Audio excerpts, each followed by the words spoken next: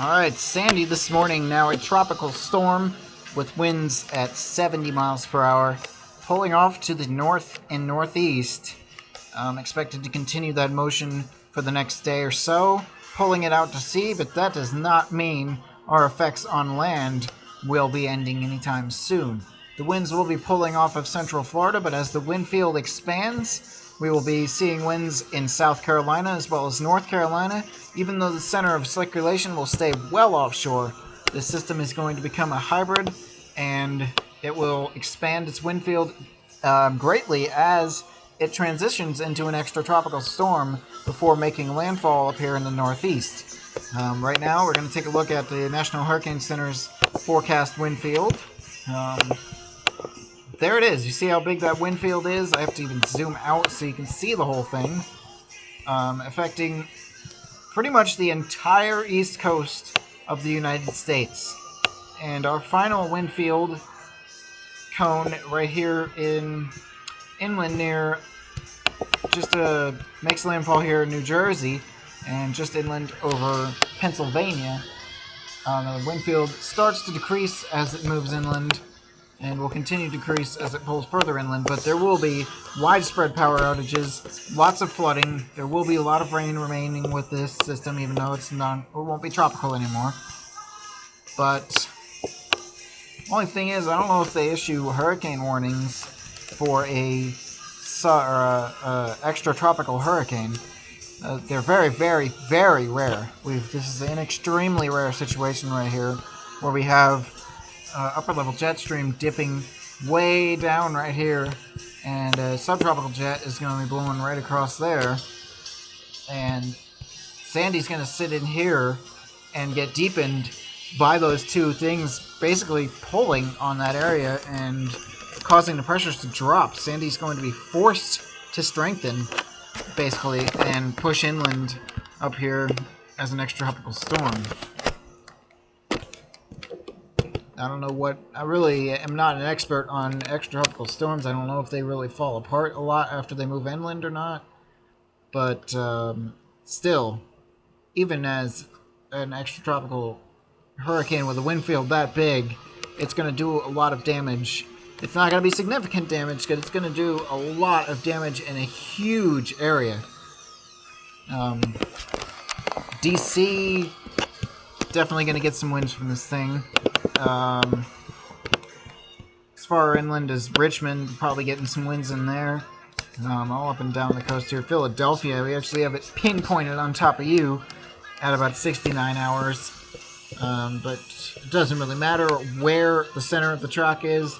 The storm is going to be gigantic and affect areas within hundreds of miles from where the center makes landfall. You can see all these states here included: Vermont, New Hampshire, Massachusetts, Connecticut, Rhode Island, most of New York, a lot of Pennsylvania, all of New Jersey, all of Delaware, all of Maryland, a lot of Virginia, the big area of North Carolina. This is a gigantic storm. It's going to affect a very large area, and everyone across the entire east coast of the United States, as well as the entire northeast, should be prepared for tropical storm conditions and the potential for the power to be out for multiple days, as crews will probably be very busy trying to restore power across this extremely wide area where there will be lots of power outages. So, yeah, be ready. And after, just a little warning, after Sandy rolls through, some very cold temperatures on the way. So you may need firewood, anything like that, to keep your house warm if you don't have power, because temperatures are going to drop. It's going to get cold, so you're going to need that stuff. Right now, her overall structure, still not very good, just being in training dry air.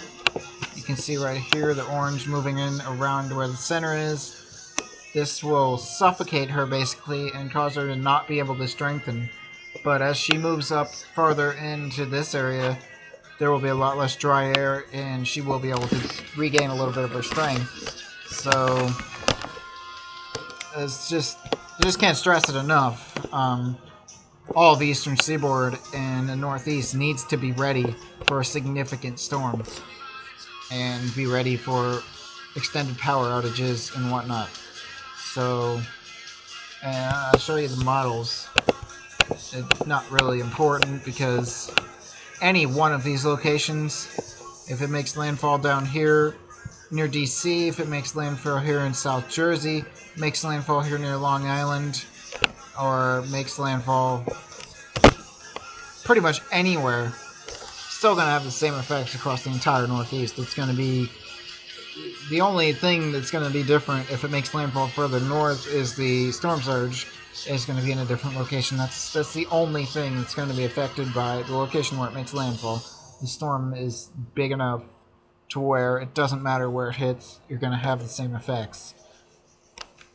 So I can't stress enough, do not focus on the center track and just be ready for a tropical storm or hurricane conditions to be affecting your area.